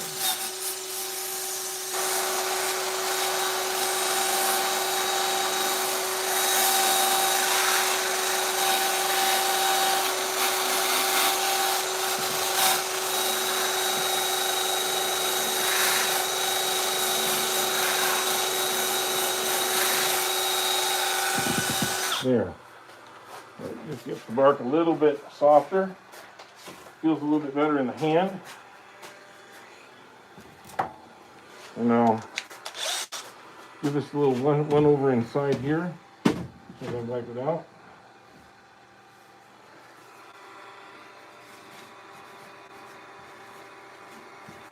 I don't want to really ruin it with the sandpaper so much. is just kind of smooth things out just a little bit. So I gotta be really careful how I do it.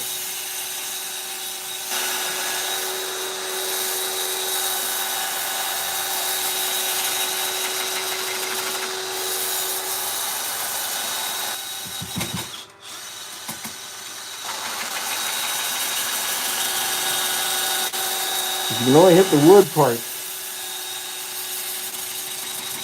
You don't want to get into the bark part when you're doing this. There we go. And you can do the 240 here and it should be finished with this sanding for now.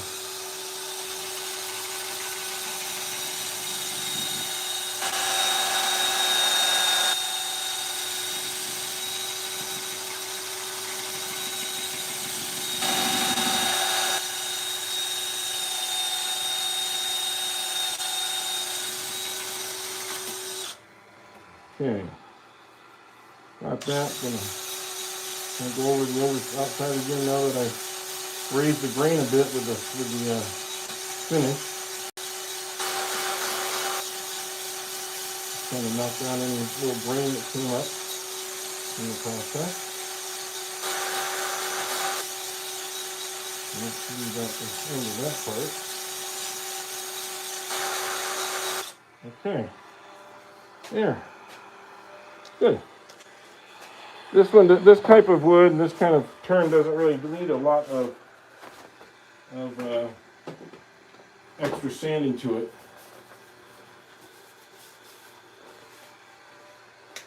I can take that helmet off. All right, so let's wipe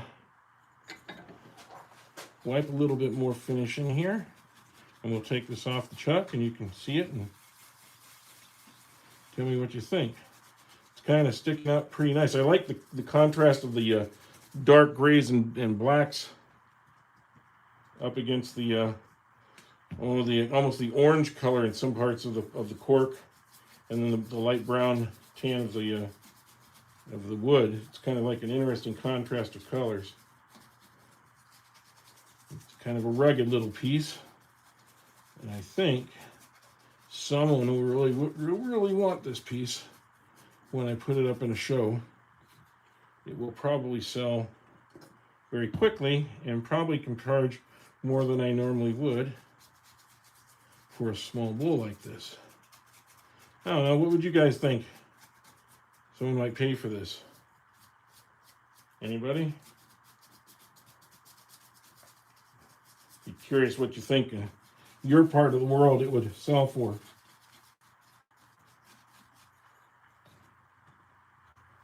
Economies being different all over the world, you know, things go for different prices in different places. This is a little bit more of an art piece than it is a useful piece, but although it can be useful, you know, it's going to have to be treated carefully. And I'll probably put like a spray varnish finish on this at the end, which will make it a little more glossy, but also it will make it a little bit harder. It'll protect the bark from breaking off a little bit better. So consider this to be a glossy piece in your calculation of what you think it would go for. Okay? I'll come over here and take a peek and see what you guys think here in a second.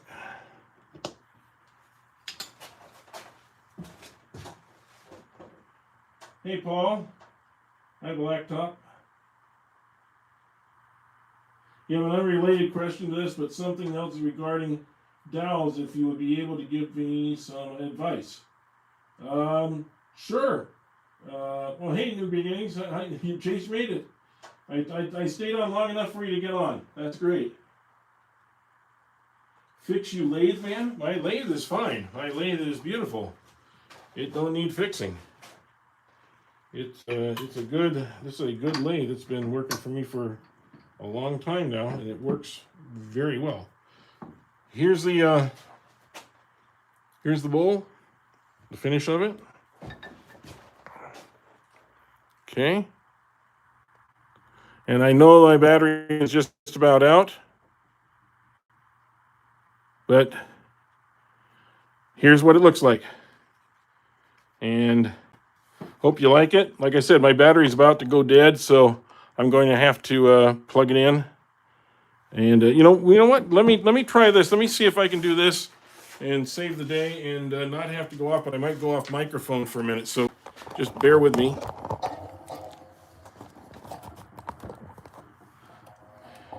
Okay, can you guys still hear me? If you can, I'd appreciate you telling me so that I can. Just let me know if you can still hear me, guys. I had to flip over to my microphone sound. Yes, you can. Great. Thank you very much. Okay, so the phone was running out of battery juice, and I had to plug in my plug and take out the microphone part. So I appreciate that. So what I was going to say, Robert, is what's your question about dowels? I see if I can answer your question or make up a good lie. Thanks, Charles. Thanks, Rockridge. Wow, got a professor. Let's see. I have a piece of wood I need to join. I have a piece of wood I need to join that is basically a T shape, but I'm scared it won't line up right. What's the best way to do that? And can we hear you just? We can hear just fine. Okay, thank you. So I pulled the Chucky out. There you go. Pull the Chucky out. Actually, I was going to use that to remove my chuck. It's a lot easier to do that way than what I see Ryan using. But yes, I take the Chucky out. Thank you for that. So going back to your question, you want to join two pieces of wood in basically a T shape, but you're scared it won't line up right. Well, there's a lot of ways of doing your alignment. Obviously, you can measure the two pieces, but if like you're, let's say you're making a hammer or something, right? And so you got a piece like this, and you got another piece like this being your hammer. You want to line them up. You could draw a line down the center line here, so at least you know where your center line is. Mark your spot where you want it to go in, and you could drill your hole in. Actually, if you're going to use a dowel, drill your hole into that one so you have something to go into. Then if you're going to turn a dowel, or if you're going to get a dowel that's the exact same shape, then you can just use your dowel to go in. So I mean, that part's the easy part. Wood glue, using a really super good wood glue will help control that a lot as far as hold. If you're using for outside, or if you, I would usually use the Tight Bond wood glues. They all work really well. I wouldn't use a CA glue for something like that. I would use like a wood glue. That would be my first suggestion. I don't know if that answers your question, but I'm a little lost as to how. Or if somebody else wants to jump in there, feel free to jump in and help out with that. But yes, dowels will work. And if you start off with a standard dowel, like let's say you have a half-inch dowel piece, you want to take that dowel piece and make a half-inch hole in the piece that you're going into, and then you should be able to put the dowel in nice and tight. You might even want to put a little bit of shavings back in the wood so it makes it a real tight fit where you have to actually kind of pop it in a little along with the glue, and give the glue time to work. Okay, I hope that helps. Hi, Mohammed. Wow, we're getting a lot of people in here now just to talk, and I appreciate that. So now you can see the final bowl. You can see those holes I was talking about.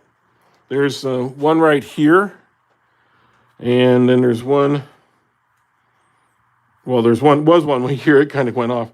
So I guess I just have the one left now. Well, there's a couple other small ones, but this one here is the biggest one. And I'm just leaving that. And I think that will do. But I like the way the bark ended up. It's a nice little bowl. It's not going to, like I said, it's still going to warp. And because it's going to warp, it's because of these end parts right here. It will pull out and up a little bit. So this could end up being more oval shaped. We'll see. And that's why I like doing the mitered backside, because the mitered backside allows me to remount it. I didn't cut the tenon off. I've got the tenon right here, so I can remount it even if it's a little bit off center. I can mount it with a jam chuck, like, well, let me see if I can get one that works here. A jam chuck that fits on here like so, and put this up against it like that, and use it, bring the tailstock up, and I can re-round this. Then I can turn it around and put it in the chuck, and I can redo it. So jam chucks, really handy to use. I know I've done things, a couple of videos on those before, but if you aren't familiar with them, look on my channel, and there's a couple of videos about using jam chucks. They're really helpful, and you don't have to drill anything into your project to use them. So, okay, guys. Well, I'm gonna call it a day, I think, at this. Let me see. I'm both South Africa, so my measurements are in millimeters, but I do understand it. Great, thank you. My father passed away earlier this year, and my sister's birthday is coming up. So, oh yeah, well that's great. Yeah, you can make a shelf for her using that dowel process. That's a great way to make a very sturdy and permanent ridge to your shelf. So yeah, that's a great idea. And sorry about the passing of your father. I went through that a few years ago myself. I was lucky to have my dad when I was in my 60s when my dad passed. So that was actually pretty nice. I had him most of my adult life up to that point. So that was really great. And my mother too. So yeah, I know it's always hard to lose parents, but you know, that's kind of the circle of life, so to speak. We all have to move on to ourselves, and hopefully they were around long enough to see you be successful and you make them proud. And I still work to make my parents proud every day, even though they've been gone for, well, at this point about 15 years, so 15 years. So yeah. Okay, guys, well, I'm going to go ahead and call this a day, since I've been on for 3 hours now. And I really appreciate you being on here with me. If you did hit the like button, I appreciate it. If you subscribe, even better. And we will be back next Thursday. I'll probably do one in the next few days. I won't be doing one Tuesday, I know, because I'm going to the doctor to have my skin cancer checked. But hopefully that goes well. And if it does, I should be back on the track on Thursday, no problem. And we will see you then. So thank you very much for being here, and we'll talk to you soon.